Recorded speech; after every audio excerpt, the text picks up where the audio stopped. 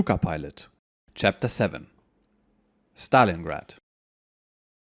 This lying in hospital gets on my nerves. I have been here now for almost a week. I can see hardly any change in my condition except that I am not exactly picking up strength with the strict diet and the unaccustomed confinement to bed. I can scarcely expect a visit from my colleagues. It would take them too long to get here. Although we are near to the sea, it is already becoming cold. I can tell by the breeze through the windows, which are paned less with glass than with the lids of packing cases.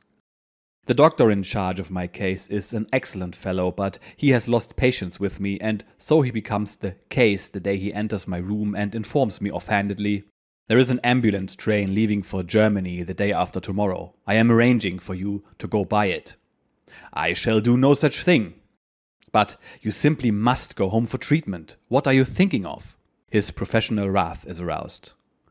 "But I can't be sent out of the line for so ludicrous an illness. This is a very nice hospital, but I've had enough of lying in bed." In order to leave no doubt in his mind that I mean what I say, I must fly back to my squadron right away. Now the doctor really is angry. He opens his mouth, snaps it shut again, and finally delivers himself of his vehement protest. "I accept no responsibility, you understand? No responsibility whatsoever." He is silent for a moment and then adds energetically, "Moreover, I shall make an endorsement to that effect on your discharge sheet." I pack my things. I get my discharge sheet from the office and off to the aerodrome. Here there is working a fitter who has often overhauled aircraft of my wing. One only needs to have luck on one's side. An aircraft has just this moment come out of the repair shop. It so happens that it has to be flown up to the front to the wing at Karpovo, 10 miles from Stalingrad. I cannot say that I feel very strong and fit. I bumble around as if I were walking in my sleep. I do not, however, attribute this so much to my illness as to the sudden fresh air. Exactly 2 hours later, I am on the airfield at Karpovo after having flown past Tazinskaya, Survilikino and lastly Kalash on the dawn.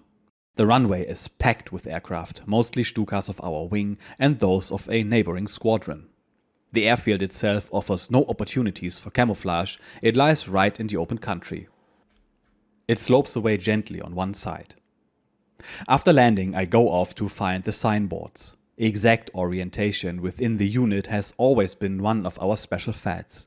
Even if nothing or very little else indicates our presence, the signboards are certain to be there. So I very soon discover the wing orderly room. It is bang in the center of the aerodrome in a hole in the ground, described in military parlance as a bunker. I have to wait a while before I can report to the CO. He has just gone out on a short operational flight with my friend Kraus. When he comes in, I report my return. He is more than surprised to see me back so soon. "You do look a sight. Your eyes and everything are as yellow as a quince." There is no talking myself out of this without a white lie, so I brazenly reply, "I am here only because I have been discharged as fit." It works. The CO looks at the operations officer and says with a shake of the head, "If this man is fit, then I understand more of jaundice than every doctor." "Where are your medical papers, by the way?" A ticklish question. On the aerodrome at Rostov, I had desperate need of some paper and had put my doctor's cunningly worded certificate to a more profitable and appropriate use. I have to think quickly and reply in the same tone of voice. "I understand that the medical papers are being sent by courier." It works again, and in the promise made to me 10 days before, I take over the command of my old flight. We have few operational missions. They have been out only once over a Volga harbor in the vicinity of Astrakhan. Our main task is to deliver attacks within the city area of Stalingrad. The Soviets are defending it like a fortress. My squadron commander gives me the latest news. There has been practically no change in the ground personnel. From armorer Götz to senior fitter Pisarek, all are still there. The flying personnel necessarily presents a different picture because of casualties, but the new crews I have trained have all been posted to the reserve squadron. Living quarters, offices, etc. are all underground. In a very short time, I have found my feet again and feel at home. The next day we fly a sortie over Stalingrad, where approximately 2/3 of the city is in German hands. It is true the Soviets hold only 1/3, but is being defended with an almost religious fanaticism. Stalingrad is Stalin's city, and Stalin is the god of these young Kyrgyzs, Uzbeks, Tatars, Turkmenians, and other Mongols.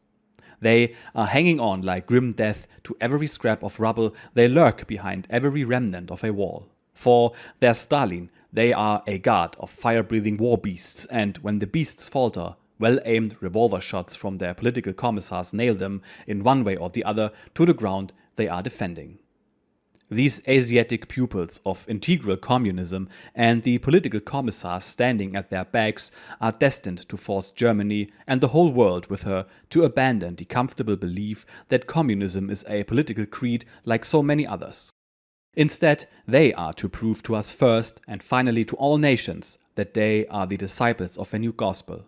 And so, Stalingrad is to become the Bethlehem of our country, but a Bethlehem of war and hatred, annihilation and destruction. This is the thought which occupies our minds as we try sortie after sortie against the Red Fortress. The section of the city held by the Soviet borders immediately on the west bank of the Volga, and every night the Russians drag everything needed by the Red Guardsmen across the Volga. Bitter fighting rages for a block of houses, for a single cellar, for a bit of factory wall. We have to drop our bombs with painstaking accuracy because our own soldiers are only a few yards away in another cellar behind debris of another wall. On our photographic maps of the city, every house is distinguishable.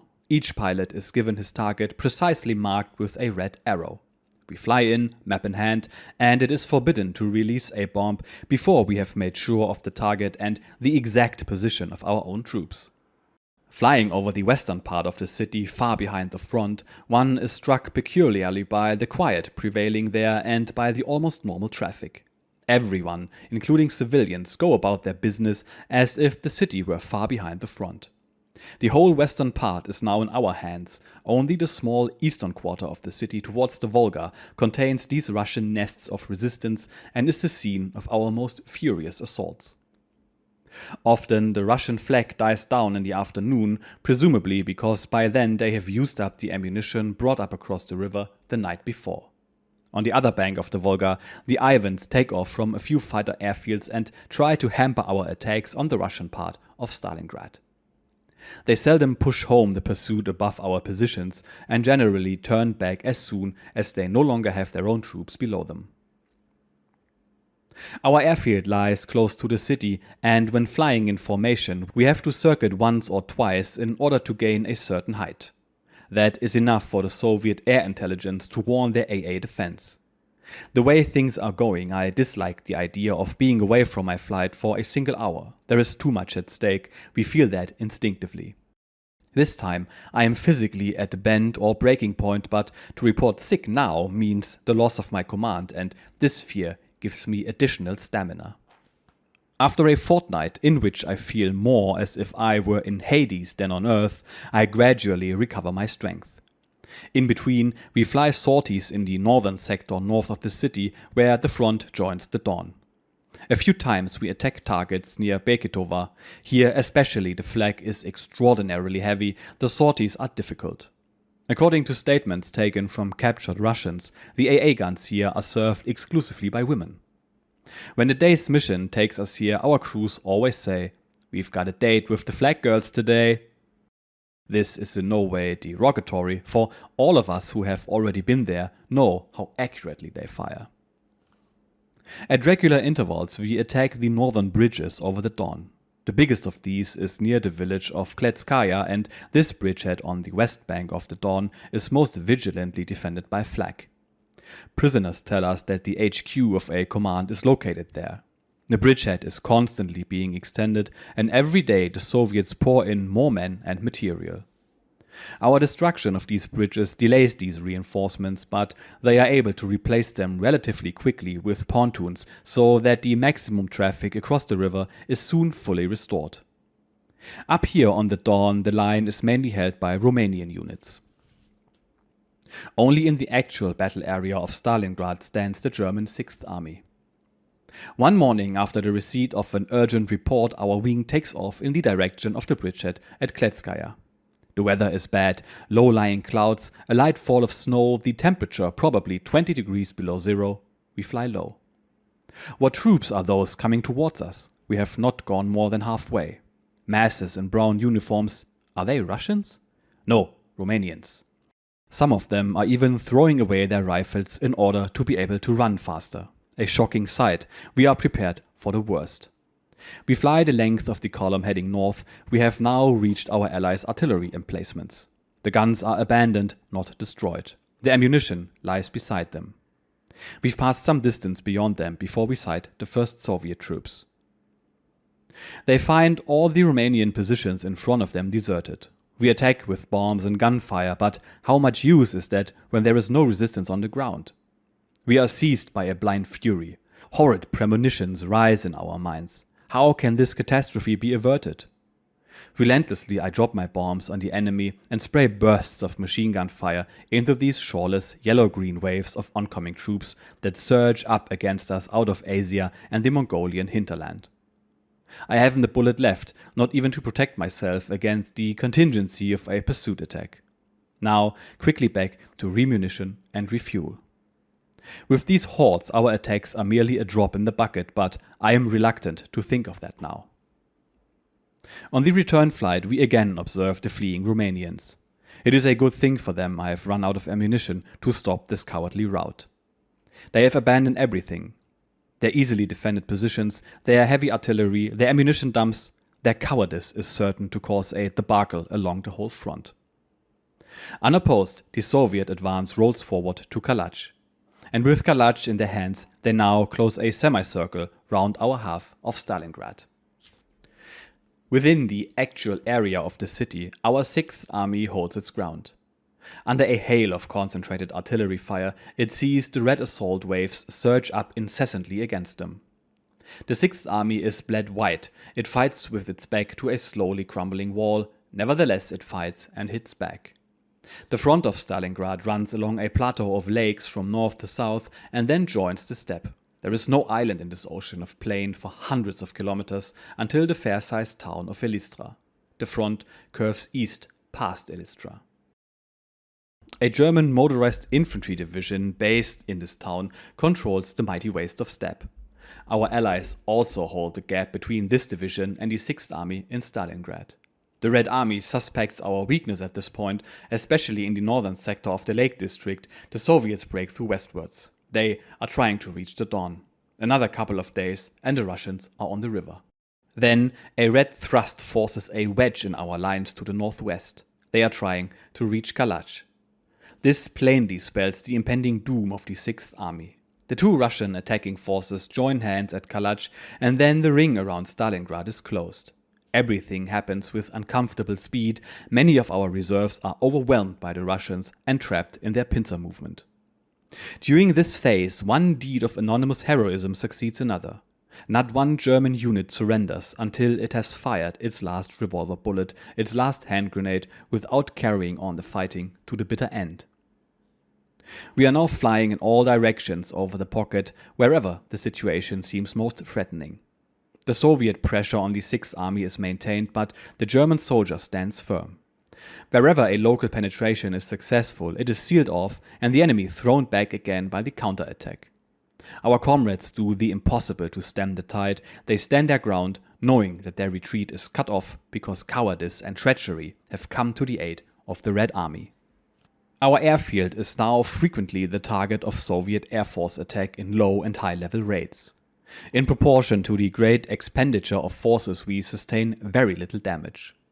Only now we are running so short of bombs, ammunition and petrol that it no longer seems prudent to leave all the squadrons within the pocket. So everything is flown out in 2 or 3 detachments, and afterwards no support from the air will be possible from this airfield. A special flight under Pilot Officer Junklausen remains in the pocket in order to give uninterrupted support to the hard-pressed 6th Army for as long as it is still able to take off. All the rest of our flying personnel moves back out of the pocket to Oblivskaya, just over 100 miles west of Stalingrad. Fairly strong German forces now go into the attack from the area of Salsk in cooperation with 2 newly arrived armored divisions. These divisions have been out of the line, and we know that they are elite troops thoroughly refreshed. The attack is a thrust from the southwest in a northeasterly direction, with the ultimate aim of re-establishing the broken communications with Stalingrad and thereby relieving the Sixth Army. We support this operation daily from dawn till dusk. It must succeed if the encircled divisions are to be freed. The advance goes rapidly forward. Soon, our comrades have overrun Abnagerovo, a bare 19 miles south of the pocket. By hard fighting, they have gained nearly 40 miles. Despite stiffening opposition, we are still steadily advancing. If it were now possible for the Sixth Army to exert pressure from the inside on the south rim of the pocket, the operation could be accelerated and simplified, but it would hardly be able to do this even if the order were given. The Sixth Army has long since succumbed to physical exhaustion. Only an iron determination keeps it going. The debilitation of the encircled army has been aggravated by the lack of the barest necessities. They are now without food, ammunition, or petrol. The temperature, generally between 20 and 30 degrees below zero, is crippling. The chance of their breaking out of the ring containing them depends on the successful execution of the plan to fly in the barest minimum of supplies into the pocket.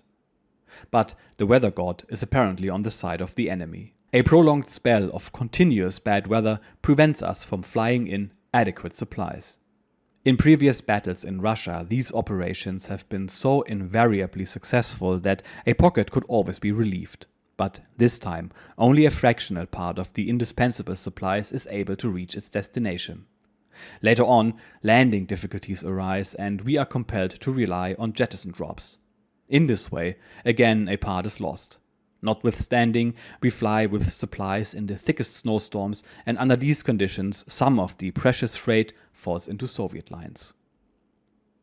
Another calamity comes with the news that the Soviets have forced a huge gap in the sector of the front line held by our allies in the south. If the breakthrough is not pinned down, it may bring disaster to the whole of the southern front. There are no reserves available. The breakthrough must be sealed off. The assault group intended for the relief of Stalingrad from the south is the only one available. The most effective elements are taken out of it and dispatched to the new danger zone. We have daily been flying over the spearheads of the German attack, and we know the strength of the opposition.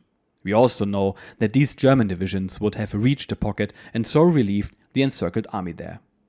As they now have to divide up their potential, it is all over. It is too late to free the Sixth Army. Its tragic fate is sealed. The decision not to let the strongly concentrated assault group continue its advance on Stalingrad must be a sad blow. The weak residue of this force can no longer do it alone. At two decisive places our allies have yielded to Soviet pressure. Through no fault of the German soldier, the Sixth Army has been lost, and with it Stalingrad, and with Stalingrad the possibility of eliminating the real dynamic center of the Red Armies. Chapter 8. Withdrawal. Jungklausen has just flown out the last remaining stores of bombs and petrol and is back with the wing. He has done an excellent job under difficult circumstances, but even here in Oblivskaya, the conditions in which he finds us are anything but quiet. One morning there is rifle fire on the far side of the aerodrome. As we discover later, the ground staff of another unit are engaged in a battle with the regular Soviet troops. The meteorological flyer gives the alert by firing a succession of red berets. I immediately take off with the squadron, and close to the airfield I see horses, their dismounted riders beside them, all Ivans. To the north, an incalculable army of horses, men and material. I climb, knowing the condition of our defenses and wanting to make a preliminary survey of the general situation. It does not take me long. A Russian cavalry division is advancing and there is nobody to stop them. North of us there is, as yet, no coherent front, so that the Soviets have infiltrated unnoticed through a newly created gap. Their main force is 2 to 3 miles distant from our airfield, with its spearhead on its periphery. There are no ground forces in this area. This is therefore the direst emergency. The first thing we do is to destroy their artillery with bombs and cannon fire before they can take up positions. Then we attack the other constituents. A dismounted cavalry unit is immobilized and loses its fighting efficiency. Therefore, we have no choice but to shoot down all their horses. Without intermission, we take off and land. We are all in feverish haste. Unless we can wipe them all out before dusk, our airfield will be threatened by nightfall. In the afternoon, we spot a few Soviet tanks. They are rolling at top speed in the direction of the aerodrome. We must destroy them, otherwise we are hopelessly lost. We go in with bombs. They maneuver to avoid them. The sheer urgency of self-defense gives us a precision we have never had before. After the attack, we climb and fly back to the airfield by the shortest route, well satisfied with the good job we have done and with the success of our defensive measures. Suddenly, I see straight in front of me, right on the edge of the airfield. It must be impossible, but the last Soviet tank has escaped from the helter-skelter caused by our bombardment and is intent on carrying through its task. Alone, it can shoot our whole airfield with everything on it to blazes. So, into a dive, and the well-aimed bomb hits the tank a few yards from the runway. In the evening, I fly my 17th sortie of the day and we take a good look at the battlefield. It is quiet, everything is wiped out. Tonight, we shall certainly sleep undisturbed. During the last sorties, our AA on the airfield has left its sighted positions and is forming a kind of protective screen in the forefield in case any of the surviving Ivans should take it into his head to run in the wrong direction during the night. I personally think it unlikely. The few who have escaped will be more inclined to report back to some rear HQ that their late cavalry unit will not return and must be written off. Shortly before Christmas, we are at Morozovskaya, a little further to the west. Here, much the same thing happens to us. Ivan is lurking a few miles away from the airfield at Uryupin. The weather hampers every takeoff. We do not want to be surprised by Ivan during the night without the prospect of any means of hitting back from the air. On December the 24th, we are, in any case, to retire to another airfield in the southeast. The continuous bad weather forces us to turn back during our flight and to spend Christmas, after all, as best we can, at Morozovskaya. On Christmas Eve, we are all aware that our sentries may sound the alarm at any moment. In that case, we shall have to defend the airfield and all our aircraft. No one feels any too comfortable. It is more noticeable in some than in others. Although we sing the Christmas hymns, the proper Christmas atmosphere eludes us. Pisarek has had one over the 8. He seizes Junklausen in a bear-like hug and whirls him around the room. The sight of the teetotaler dancing lady to the waltzing bear does something to liven things up. It amuses the men and dispels all gloomy thoughts and breaks the ice of unconviviality. Come what may, we are all conscious of the sense of fellowship. The following day we learn that on Christmas Eve the Soviets have overrun the neighboring airfield at Tazinskaya, 30 miles west, where a transport squadron of our command is stationed. The Soviets have behaved shockingly. The corpses of some of our colleagues are completely mutilated, with eyes gouged out and ears and noses cut off. We have now a clear demonstration of the full extent of the Stalingrad debacle. During Christmas week we are engaged with forces north of Tazinskaya and near our own airfield. Gradually, operational Luftwaffe units are brought up from the rear and also fresh units are being assembled from reserve organizations. In this way, a light combatant screen is built up covering our airfields. Optimists may call it a front, but there is no real fighting power until seasoned divisions can again be put into the line who can retrieve the situation for which they are not to blame. But till that happens, the going is hard and there is much need of improvisation. Owing to the new situation, we are no longer able to continue the support we have been giving to the Chir front along the river of the same name in the areas Nizhirskaya and Sovikino. This front is the first newly created barrier in an east-westerly direction against the enemy attacking from the north. The country is perfectly flat and offers no sort of obstacles in the way of terrain. Everything is steppe as far as the eye can reach. The only possible cover is in so-called balkas, clefts in the surface of the earth, or gullies, the bottom of which lies some 30 feet below the surrounding plain. They are relatively wide so that vehicles can be parked in them, not only one behind the other, but also side by side. The whole country stretches like this for many hundreds of miles from Rostov to Stalingrad. If the enemy is not encountered on the march, he is always to be found in these hiding places. In fine, cold weather, there is a good deal of fog in the early hours of the morning, but it frequently does not come up until we are already in the air. During one flight on the cheer front, we have just started on our way back when it suddenly thickens. I immediately make a landing with my flight on a large field. There are none of our own troops to be seen. Henschel goes off with some of the gunners to reconnoiter. They are back in 3 hours. They can find us again only by shouting for the last few hundred yards. I can hardly see my hand before my face. And shortly before midday, the fog lifts a little, and a bit later, we land smoothly on the airfield. Thank God. The month of January is quickly past, and we pitch our HQ temporarily at Tasinskaya before moving to Shachty. The fighting from there is mainly against those enemy forces which are threatening the Donetsk area. For sorties further north, my squadron uses the airfield at Voroshilovgrad. It is not far from here to the Donetsk. Possible attempts to cross the river can be more easily countered from here. Because of the uninterrupted sorties and the stiff fighting we have done since Stalingrad, we are greatly reduced in the number of aircraft we can daily put in the air. The whole squadron has at the moment scarcely more than enough aircraft to form one strong flight. To fly on separate missions is seldom profitable. We fly in formation, the leadership of which usually devolves on me. The whole Donetsk area is full of industrial installations, chiefly mines. If the Soviets once get among these plants, it will be difficult to throw them back. Here they can find good cover and camouflage. Low-level attacks among chimneys and mine shafts have generally only limited success. The pilots have to pay too much attention to their surroundings and the obstacles to be avoided, and cannot concentrate on the objective. On one of these days, Flying Officer Nierman and Kufner celebrate their birthday. Northwest of Kamensk, we look for the enemy, especially tanks, and the individual aircraft have separated somewhat from each other.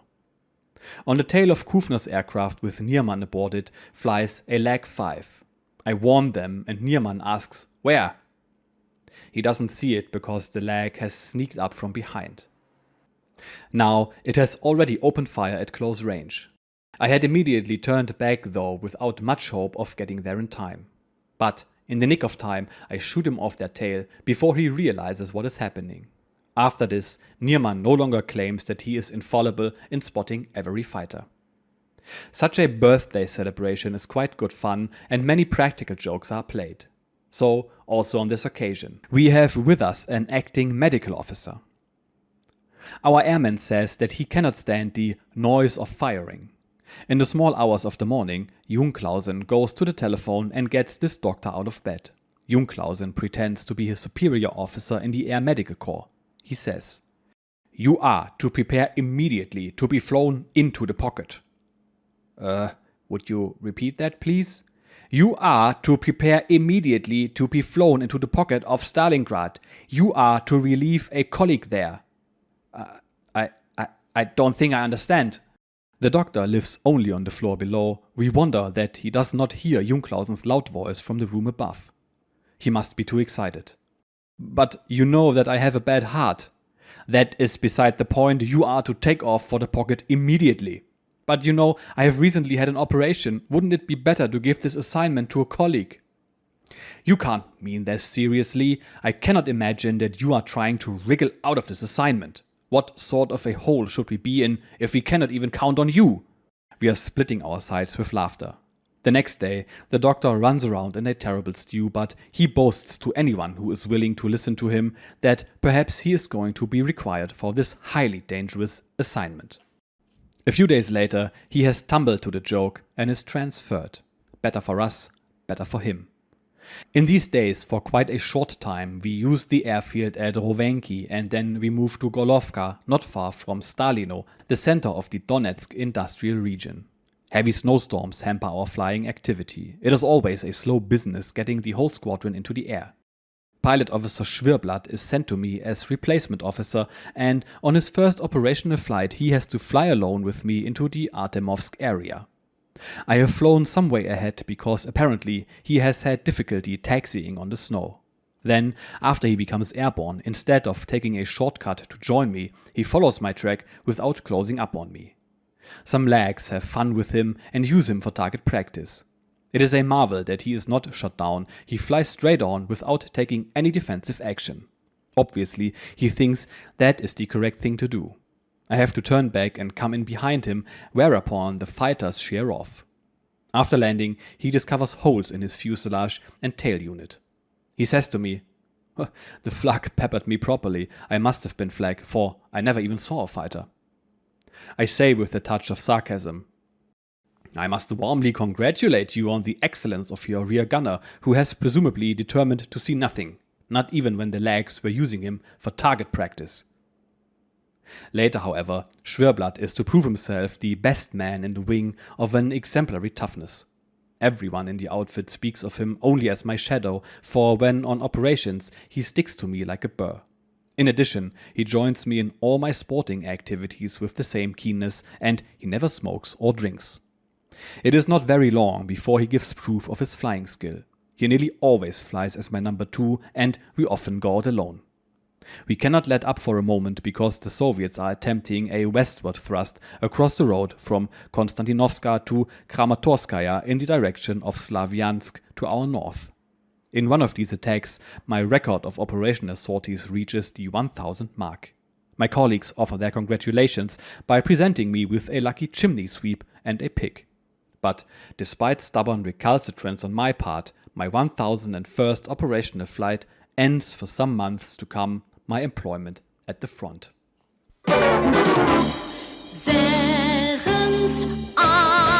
Zeggens ik heb pukkels op mijn armen, vreemde krampen in mijn darmen en een kriebel in mijn keel. Zeggens ik heb vlekken voor mijn ogen, tepelkloven van het zogen en ik plas de laatste tijd wel heel erg veel. Is er soms iets met mijn nieren? Zijn het schild of andere kleren? Dokter, kijk eens naar mijn buik. Heb ik soms iets aan de longen? Is die ader soms gesprongen? En ik ruik de laatste tijd niet zoals ik ruik. Zeggens heb ik suiker of is het koud? Waarom kwijl ik als ik zever? Ik heb heel wat op mijn lever. Zeggens